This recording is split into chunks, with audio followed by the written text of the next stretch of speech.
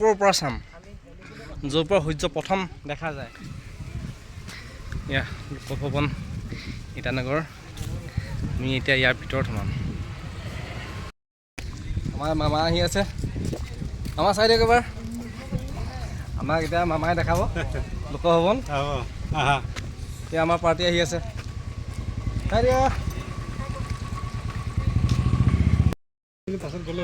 আমি কোনফালে যাম? এইফালে কি কি চামগৈ এতিয়া? এইফালে কি পাম? এইফালে এতিয়া ফিছ পণ্ডটো এইফালে ফিছ পণ্ড আছে। ডায়েৰী ফাৰ্ম সেইটো মোৰ অফিচটো ইয়াত। এইটো এয়া ইটানগৰ লোকভৱনৰ সন্মুখভাগ। কি সুন্দৰকৈ ফুলেৰে সজাই তুলিছে। সুন্দৰকৈ ফুলবিলাক ফুলি আছে। মন্ত্ৰীবিলাকৰ যেতিয়া শপত গ্ৰহণ হয় ইয়াতে হয়। এইটো দৰবাৰ হল বুলি কয়। ইয়াৰ নাম দৰবাৰ হল। এপিচিএছ বিষয়া আহিব না, শপত গ্ৰহণ হয় বোলে ইয়াত। বিষয়াবিলাকক শপত গ্ৰহণ ইয়াতে হয়। চাহটো অফিচাৰ হ'লে ACS APS বিষয়াবিলাক ইয়াত শপত গ্ৰহণ হয়। আৰু হৈছে আজিম বিপিন ৰাৱত হল। জেনেৰেল বিপিন ৰাৱতৰ নামত বনাইছে ফটো আছিলে।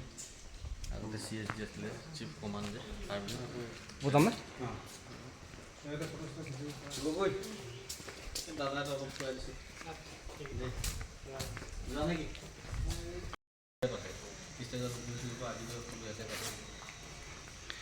নিয়ম বান্ধি দিছে যে প্ৰতিখন ষ্টেটত যে প্ৰতি ষ্টেটতে পাতিব। ষ্টেটৰ যিটো হ'ল ইয়াতে বিভিন্ন অনুষ্ঠানবিলাক অনুষ্ঠিত কৰা হয়। অৰুণাচল প্ৰদেশৰ যিবিলাক সাংস্কৃতিক অনুষ্ঠান হয় এইটো ষ্টেজৰ পৰাই হয়। এটা প্ৰকাণ্ড প্ৰেক্ষাগৃহ, কি সুন্দৰ। এতিয়া আমি গৈ আছোঁ হেলিপেড। হেলিপেডৰ অভিমুখে আমি গৈ আছোঁ। কি বনাইছে এইটো? ফিচাৰী। ফিচাৰী চাই আহিম ওচৰৰ পৰা। সেইফালে যাম। ঠিক আছে, পাছত চাম। We go to the land of rising sun. ইটানগৰখন একেবাৰে ওপৰৰ পৰা চাম য'ৰ পৰা সূৰ্য প্ৰথম দেখা যায়। ইটানগৰ একেবাৰে সুউচ্চ টিলাত অৰ্থাৎ হেলিপেডৰ পৰাই গোটেই ইটানগৰৰ সমগ্ৰ ইটানগৰখন দেখা পোৱা যায়। অলপ দেখাবলৈ চেষ্টা কৰিম। এইফালে চাওক, গোটেই টাউনখন তলত আছে। এইফালে আৰু সিটো চাইডেও আছে।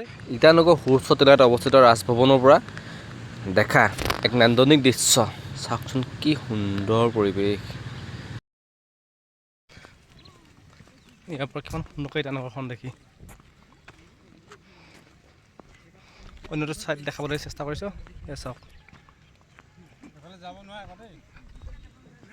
এফালে যাব নোৱাৰি।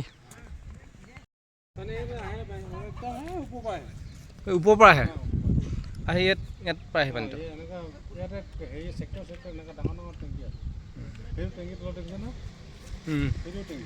তললৈ টেংকি আছে। টেংকিৰ পৰা ইয়াত চাপ্লাই হয়। চাওকচোন আকৌ এবাৰ কি সুন্দৰ দৃশ্য। এতিয়া আমি হেলিপেডৰ পৰা ওলাই যাম, অন্য এটা ছাইডত যাম এবাৰ।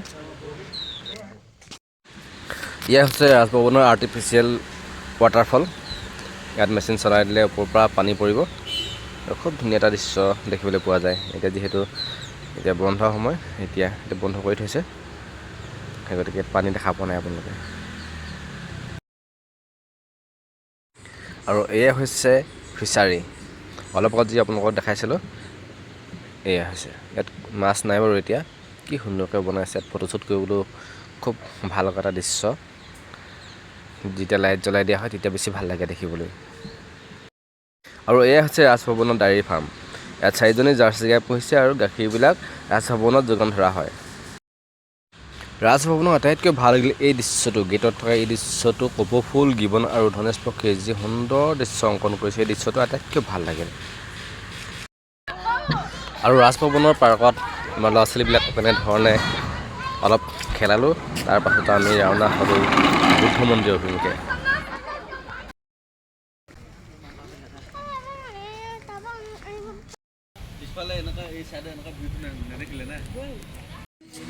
ইয়াত যে দেখিছে আপোনালোকে এই ঘূৰাই থাকে এই গোল গোল এইবিলাক কি বাৰু? ইয়াৰ বিষয়ে আপোনালোকে কমেণ্ট কৰিবচোন। ইয়াৰ বিষয়ে মই বিশেষ নাজানো, গতিকে ইয়াৰ বিষয়ে আপোনালোকে যদি জানে অলপ লিখিবচোন কমেণ্টত। এয়া আমাৰ শ্ৰীমতী আৰু ছোৱালীয়ে ডাঙৰকৈ এটা আছে, ইয়াতো অলপ ঘূৰাইছে।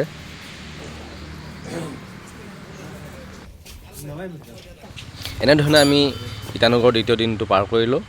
আমি তৃতীয় দিনৰ ভিডিঅ' আপোনালোকক দেখাবলৈ চেষ্টা কৰিম। আজিলৈ এই ভিডিঅ'টো ইমানতে সামৰোঁ। ভিডিঅ'টো কেনে পালে জনাবলৈ নাপাহৰিব। ধন্যবাদ।